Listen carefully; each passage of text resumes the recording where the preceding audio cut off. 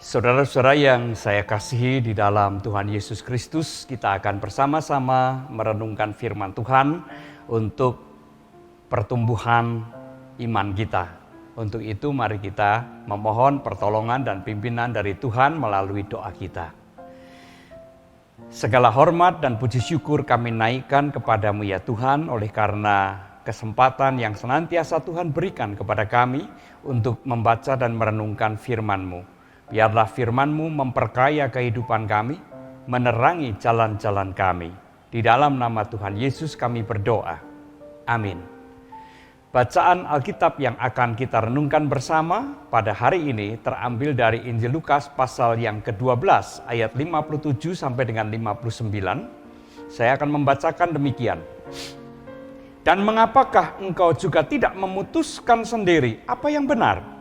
Sebab jikalau engkau dengan lawanmu pergi menghadap pemerintah, berusahalah berdamai dengan dia selama di tengah jalan, supaya jangan engkau diseretnya kepada hakim dan hakim menyerahkan engkau kepada pembantunya dan pembantu itu melemparkan engkau ke dalam penjara. Aku berkata kepadamu, engkau tidak akan keluar dari sana sebelum engkau membayar hutangmu sampai lunas. Demikianlah firman Tuhan. Nah, saudara yang saya kasih di dalam Tuhan Yesus Kristus, kalau kita berbicara tentang berperkara di pengadilan, apa pendapat kita atau apa yang terlintas di dalam pikiran kita? Bukankah seringkali kita berpikir agar sedapat-dapatnya menghindari urusan atau berperkara di pengadilan. Kenapa demikian? Karena berperkara di pengadilan itu ada dua kemungkinan, yaitu kalah atau menang. Dan faktornya yang menentukan kalah atau menang itu bisa banyak sekali. Kalau sebuah perkara bisa diselesaikan di luar pengadilan, berdamai di luar pengadilan, itu akan lebih disarankan atau dianggap lebih baik daripada untuk apa sih berperkara di pengadilan. Nah, nampaknya pandangan ini tidak hanya ada di zaman sekarang ini. Pada zaman dulu pun nampaknya orang juga merasa ngeri kalau harus berperkara di pengadilan.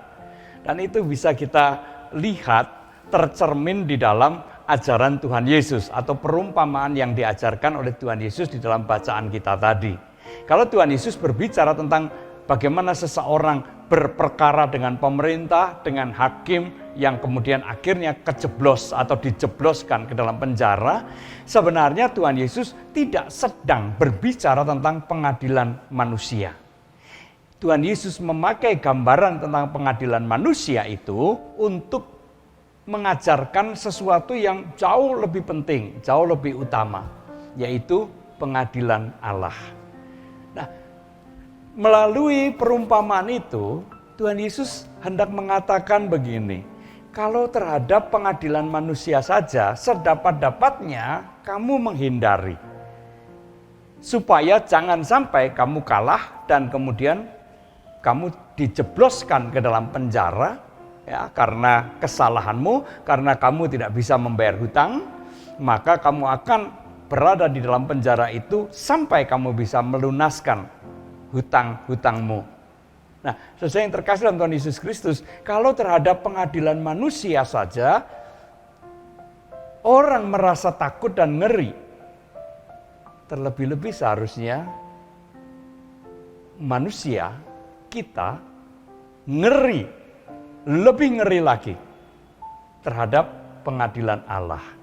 Karena pengadilan Allah tidak akan ada suap, tidak akan ada kecurangan atau ketidakadilan.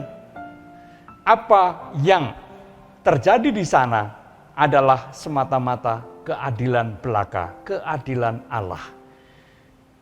Dan siapakah sebenarnya yang dapat lolos dari pengadilan Allah ini? Boleh dibilang tidak ada seorang pun yang dapat lolos dari pengadilan Allah. Oleh karena itulah, melalui ajaran Tuhan Yesus ini sebenarnya Tuhan Yesus menyerukan, maka sebelum pengadilan Allah itu digelar, berdamailah terlebih dahulu dengan Allah sendiri.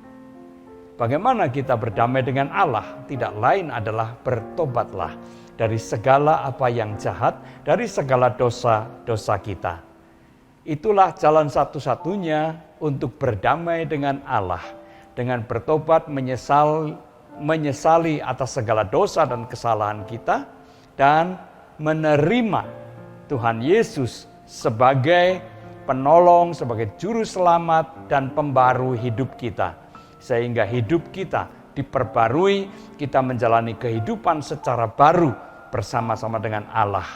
Maka itulah jalan untuk berdamai dengan Allah. Nah, saudara yang terkasih dalam Tuhan Yesus Kristus, selagi kesempatan itu masih ada, maka mari kita berdamai dengan Dia, supaya kita juga tidak perlu berhadapan dengan pengadilan Allah. Tuhan Yesus memberkati. Amin. Mari kita berdoa. Bapa di dalam surga, terima kasih untuk firman yang boleh kami renungkan pada hari ini. Kiranya kami boleh senantiasa mencamkan apa yang Engkau ajarkan. Biarlah hidup kami boleh senantiasa berdamai dengan Allah sendiri. Dan kiranya setiap hari kami juga boleh mengalami pertobatan dan pembaharuan hidup melalui karya Tuhan Yesus dan Roh Kudus di dalam kehidupan kami. Terima kasih Bapa, di dalam nama Putra-Mu yang tunggal Tuhan Yesus Kristus kami berdoa. Amin.